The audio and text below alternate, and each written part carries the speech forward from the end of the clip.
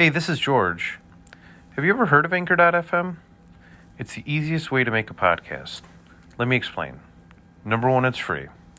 Number two, there are creation tools that allow you to record and edit your podcast right from your phone or computer. Anchor will distribute your podcast for you so you can hear it on Spotify, Apple Podcasts, and many more. You can make money from your podcast with no minimum listenership. It's everything you need to make a podcast in one place. Check out Anchor.fm on the iOS and Android systems. Need psychotherapy online or in person? Check out tinyurl.com/THT psychotherapy.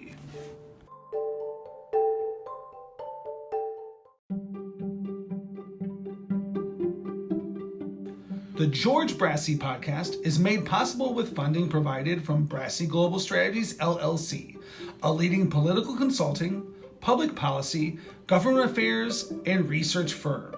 Are you interested in running for elected office? Need advice? Call or email George, 708-769-5015.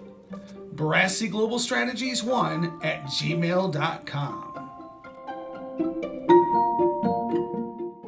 Freeze doesn't stop Chicago Heights City Council from taking care of business. Freeze doesn't stop Chicago Heights City Council from taking care of business, Chicago Heights, Illinois, despite some members of the council being absent, freezing weather and meeting remotely due to COVID restrictions. On Tuesday night, the Chicago Heights City Council approved a number of projects to continue moving forward the city's beautification projects. Architectural services. With Alderman Vincent Zaranti sitting in as acting mayor for Mayor David Gonzalez, the council approved an agreement for architectural services with TRIA Architecture. Under the $23,000 agreement, TRIA will provide a space needs analysis of the municipal garage and water department facilities. The company will analyze existing facilities and determine whether an upgrade or a totally new facility is needed, based on current and future needs. TRIA has provided architectural services for other local municipalities such as Country Club Hills, designing its amphitheater, storage and fleet maintenance facilities, and upgrading its recreational center. Morton Arboretum Grant. The council voted to accept an award of $15,000 from the Morton Arboretum through its Urban and Community Forestry Grant. The grant will pay for a tree inventory of the city. Funding for the grant is provided by the United States Department of Agriculture Forest Service through the Illinois Department of Natural Resources Urban and Community Forestry Program. It offers urban and community forestry grants to municipalities, which are required to pass a tree preservation/protection ordinance before the end of the grant period. Engineering services. The council also approved proposals totaling $842,000 for engineering services for various city infrastructure projects. Chief of Staff Karen Zarant said the projects include sewer and resurfacing work around the city.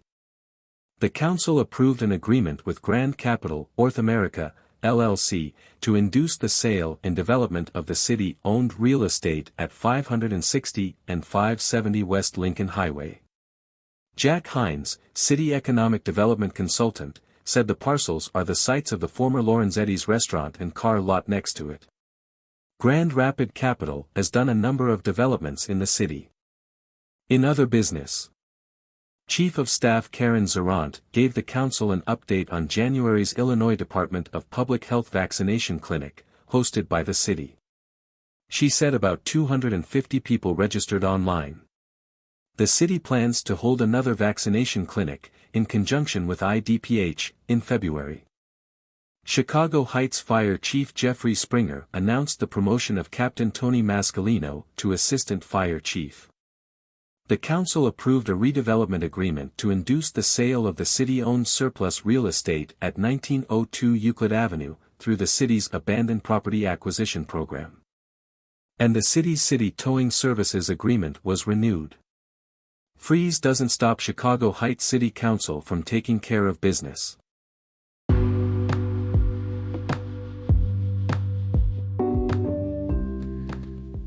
Before we get to the interview, I just want to tell you about our newest sponsor. Union Signs and Printing.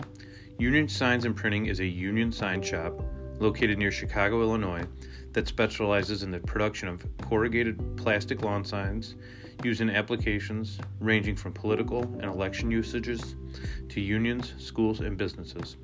They also produce a vast array of other products, including American-made union-printed t-shirts, banners, bio cards, literature, door hangers, business cards, and trifold. Get a hold of Union Signs and Printing at 815-740-1688 or find them on the internet at unionsignsandprinting.com. And don't forget to tell them you heard about their services on the George Brassey podcast.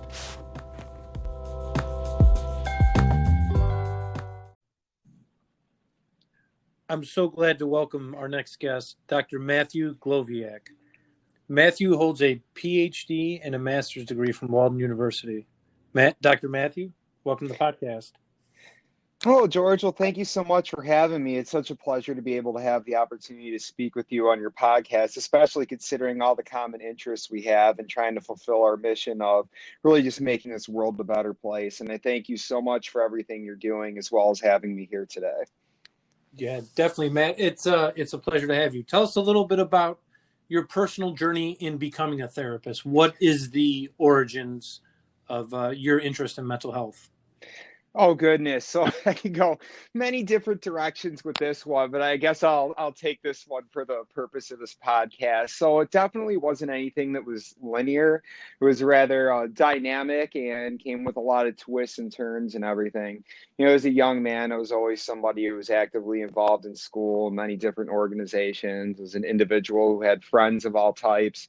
And when I say all types, I mean a variety of different demographics. I live in Bolingbrook, Illinois. It's where I was born and raised and actually live right now. And so a very diverse community, individuals who are in all sorts of different activities, those who had different personality styles and so on. And it was one of those things as I was a kid, is that people would always tell me, you know, you're a really great listener. I feel comfortable speaking to you about things. And it seems like, you know, you're really helpful. And I really appreciate that. And, you know, that was something that always stood out to me. And I realized at a relatively younger age, particularly in high school, that I wanted to do something involved in the helping professions.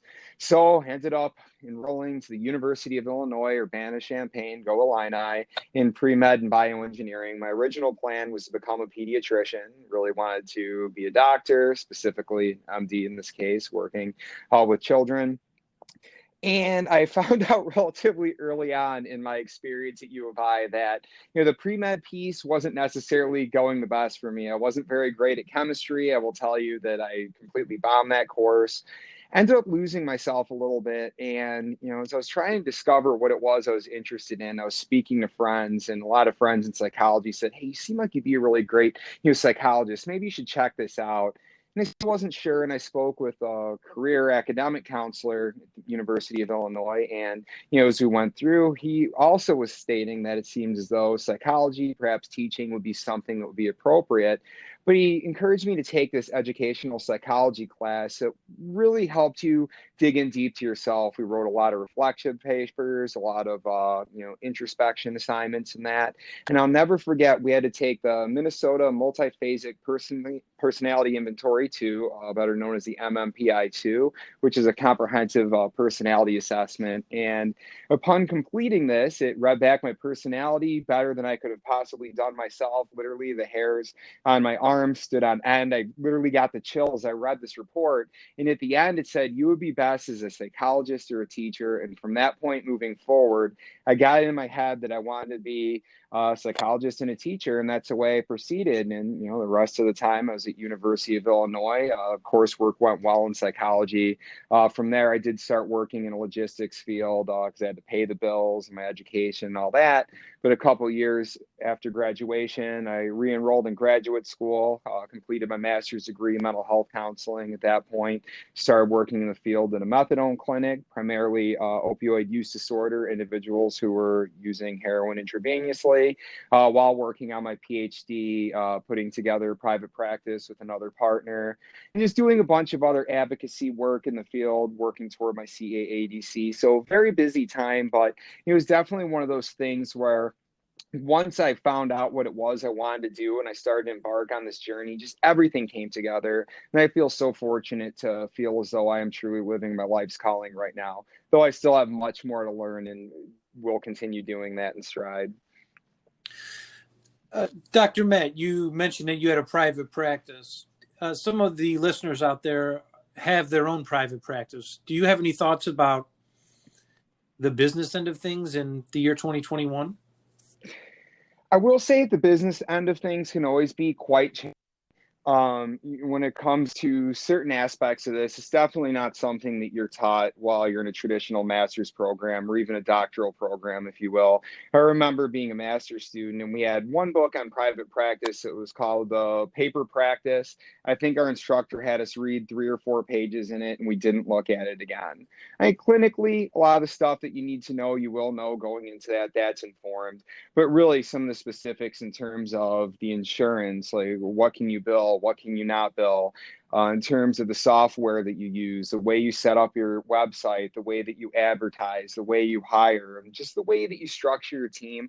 A lot of that does require some additional knowledge and some experience. One thing I would definitely encourage those who are currently students to do, if you do want to open a private practice eventually after you're fully licensed, I would strongly recommend taking some courses in business, and if not, at least reading some books, reviewing other podcasts, YouTube videos, if you will, consulting with other people who've had private practices. That was something that really helped me out a lot. But to be completely honest with you, a lot of it really is the experience.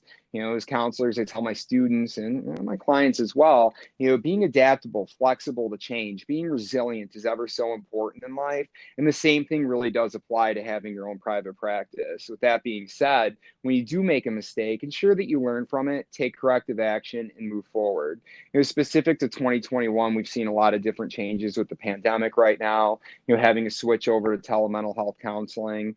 I started graduate school with Walden Online in 2007. And at that point, they were talking about, well, there might be a future with telemental health, but, in terms of HIPAA compliance, other ethical standards, and so on, there were a lot of reservations. And we're slowly but surely building up to a point, even before the pandemic, where this was becoming a bit more mainstream. Clinicians were being trained in telemental health. There were more platforms supporting it and so on. However, the big change that really happened with the pandemic is that it just really forced telemental health upon us because we have different lockdown restrictions and the quarantine and so on. A lot of offices had to shut down. And while this is happening, mental health implications are on the rise. We see increased rates of suicidal, homicidal ideation. We're seeing increased domestic abuse, increased substance use, and so on, even for people who may not have had a formal diagnosis prior to the pandemic.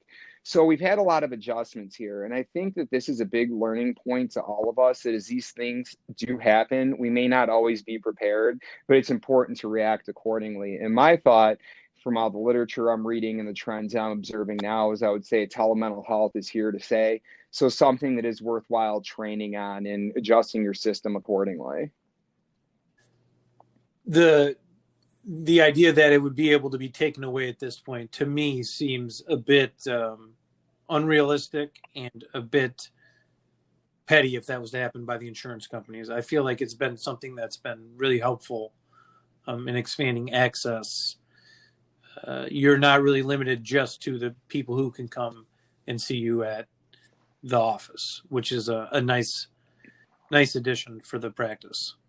Well, and that's substantial too. And we have to keep in mind, especially with a lot of different populations we're trying to serve. And, I know we talk a lot about this time right now. We've got the COVID-19 crisis pandemic, but we also have the pandemic in terms of civil unrest and everything that's really going on right now. And we talk about accessibility of we have individuals and more affluent groups seem to have what they need and they continue to receive more, while the individuals who don't have what they need continue to receive less and less and less. And I see telemental health being an avenue to be able to equalize that a little bit, afford more equitability, if you will.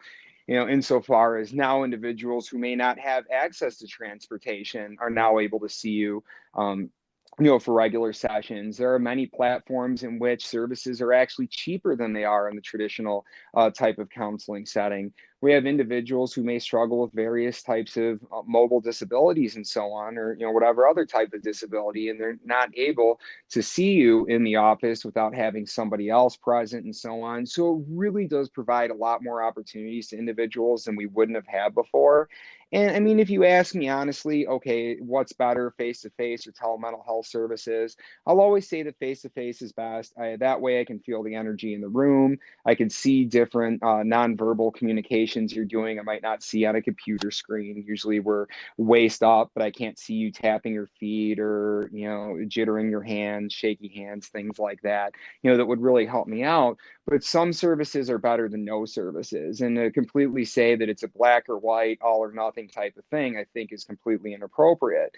So this does offer access to way more people. And if we take a look at it even further, a lot of the clinical programs now are being offered online. We can do those remotely here. A lot of the schools that are traditionally face-to-face, brick and mortar, are now offering clinical instruction online. So a lot of the students now are being more so trained in telemental health than they even are in face-to-face. And it'll be interesting to see, perhaps we could do a research study on this later, but what are the implications of that? Now, what's that going to look like for moving forward? I do anticipate that things will smooth over and become a lot better as we move forward, but it's going to look a little different for sure. One final thought on telemental health. I wanted you to express any thoughts or opinions you have about companies like Talkspace or BetterHelp. So again, like I said a few moments ago, I am of the belief that some therapy is better than no therapy whatsoever. Now, when I say that, this is of the understanding that the therapy one is receiving is, number one, it's ethical, it's legal, it's something that's well intended, and it's something that's clinically informed with the evidence-based practices that we have, utilizing the appropriate theories, approaches, methods, and so on. So as long as we have some coherence there, I definitely think it's appropriate. Now, it does depend on the style of what you're looking for, because some of these websites, and I can't say specific one to another, but you have to take a look at what you're signing up for. Some of these organizations offer telemental health. It's just like a traditional type of session, but you're doing it remotely on your computer or mobile device, if you will. Please don't do it while driving or in a dangerous area. While other ones offer more of, like tech support type services and that. So, if I'm having a difficult time right now, I can send a text message over. I'll receive perhaps a general response with some different types of recommendations in terms of de-escalation strategies, maybe some deep breathing to calm me down in the moment, and a homework assignment that I can engage in, that evening or throughout the rest of the week to be able to find some peace and resolve there in the moment. These services are typically a lot cheaper. I know some of the websites will offer a monthly flat fee. You'll even have free trials and so on that you could do. So definitely a great start for people, but it's going to depend really on what you need and how you do utilize it. If you're somebody who actively utilizes these programs and you find that they're helping, then great, that's what you need.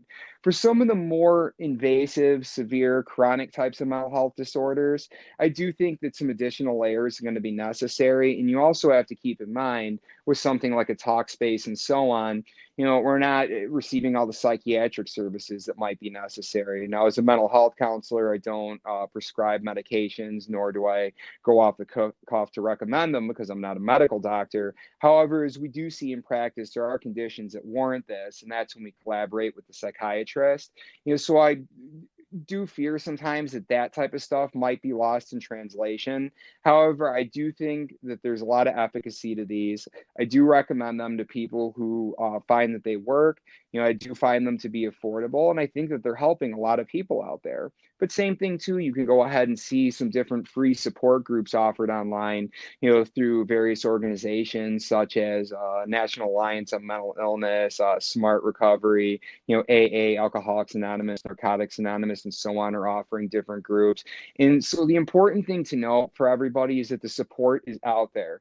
If you have any fear that it's going to cost too much or resources are challenging, there are some ways to be able to work around that. And fortunately, the technology has gotten such that it is more accessible, it's become more affordable.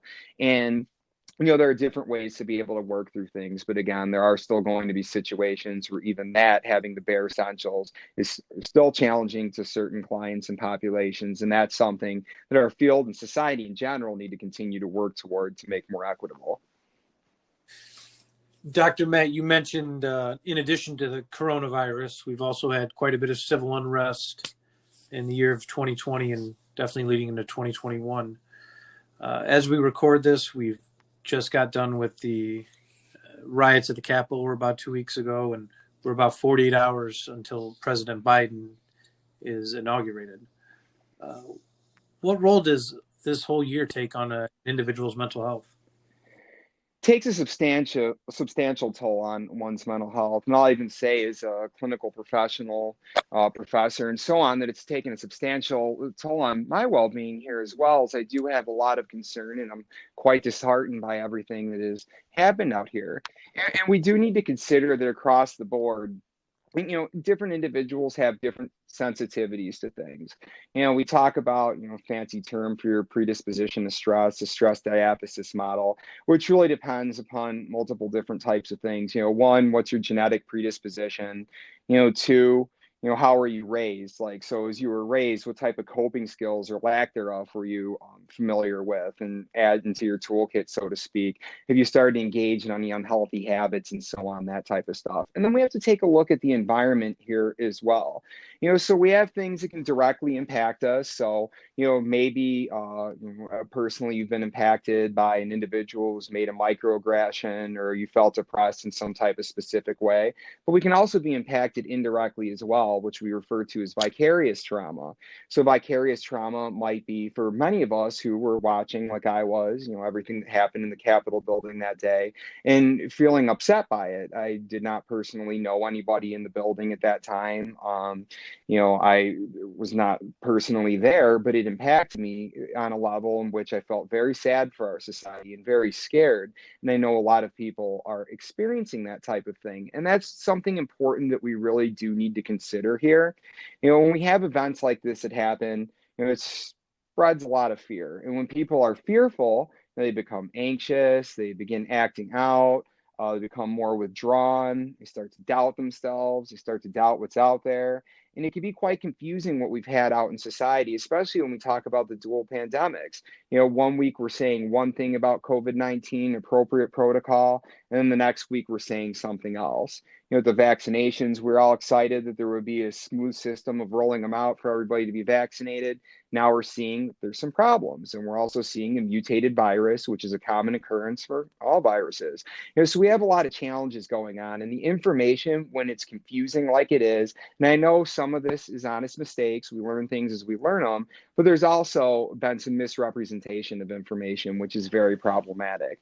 In terms of the civil unrest piece, what we need to consider is this isn't something that just suddenly happened. It didn't all start with George Floyd. This was kind of the straw that broke the camel's back, so to speak.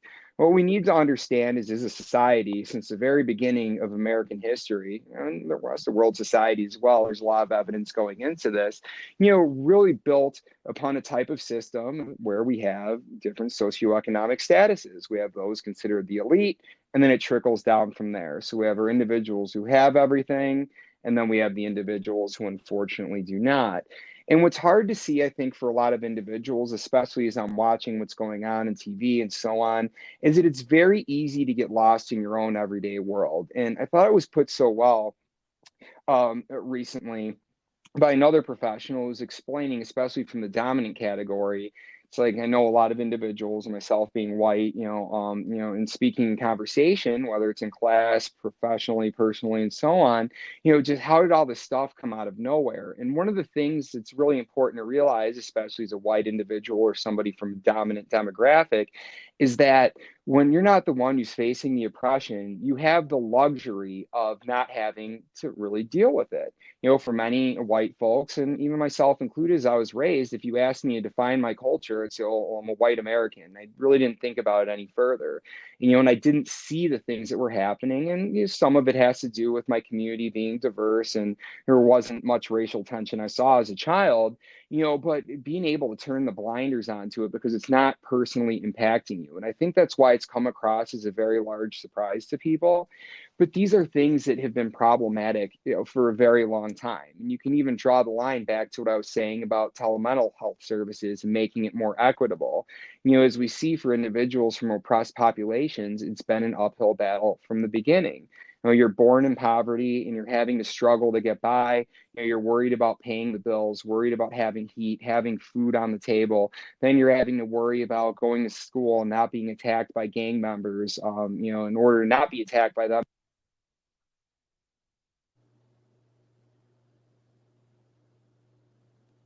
Dr. Matt, Health complicate. Yes.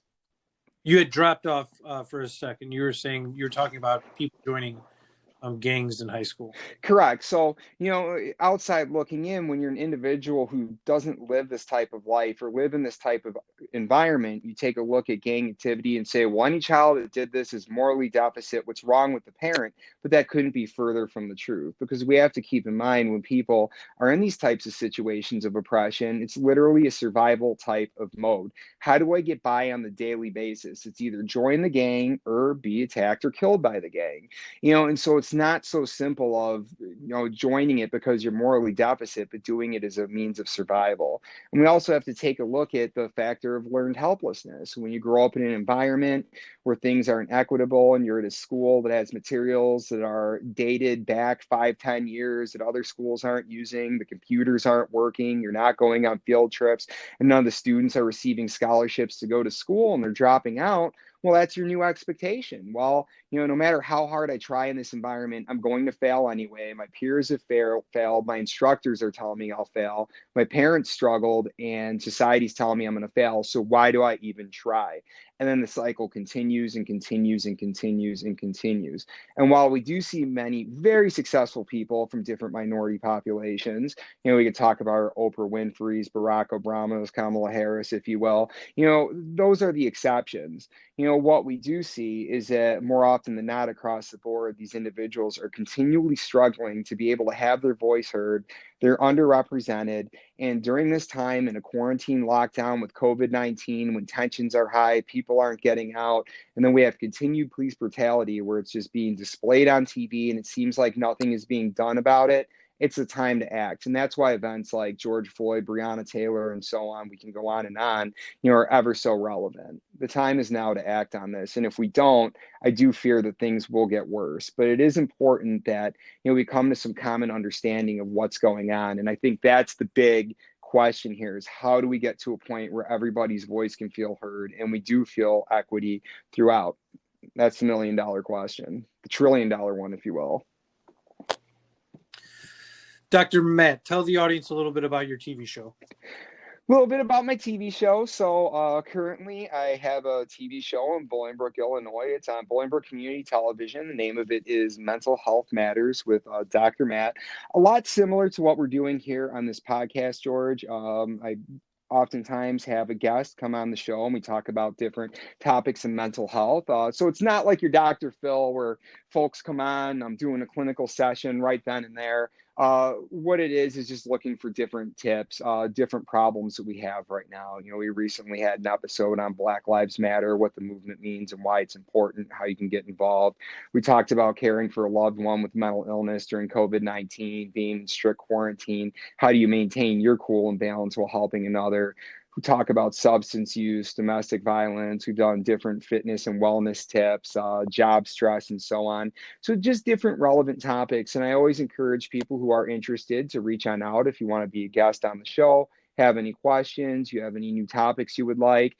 I definitely entertain those and do know that the purpose of the show is to inform the community. And in doing this, I do try to take a very humanistic type stance. And when I say humanistic, what I'm saying is that it's not something that's, politically oriented, not something that's driven by, my personal beliefs and values or anything like that, but something to inform the public of what's going on and help be able to destigmatize mental health while providing some resources and suggestions for you to get to a better place as well. Dr. Matt, what are 2 books you would recommend to the audience? 2 books I recommend to the audience that I've recently read. Well, to be completely honest with you, I listened to them on audiobook on Audible. The first one was recommended to me by one of my former students, which is an excellent read and is actually part of Oprah's book club.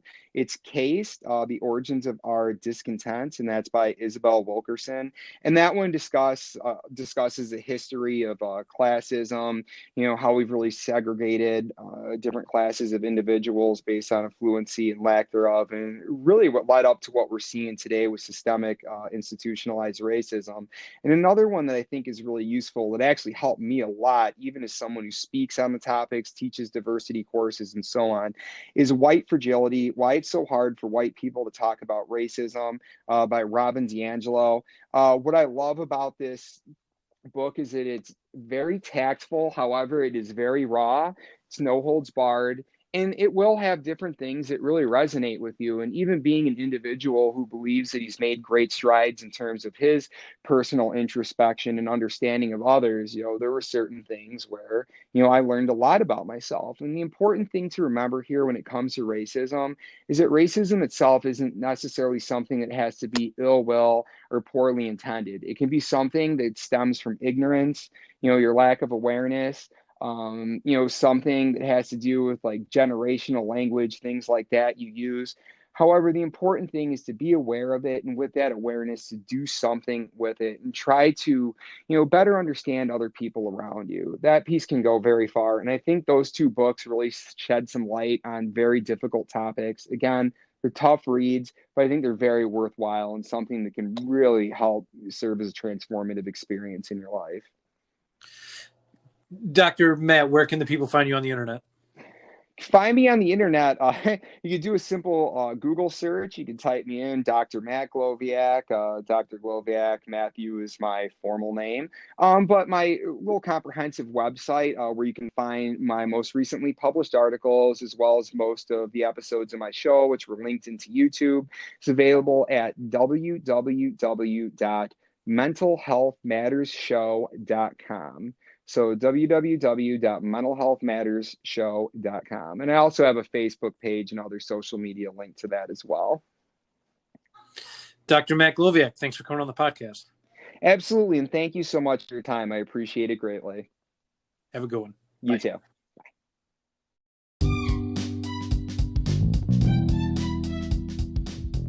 Help George stay on the Chicago Heights City Council. Go and donate today at tinyurl.com/AldermanGeorge 2023.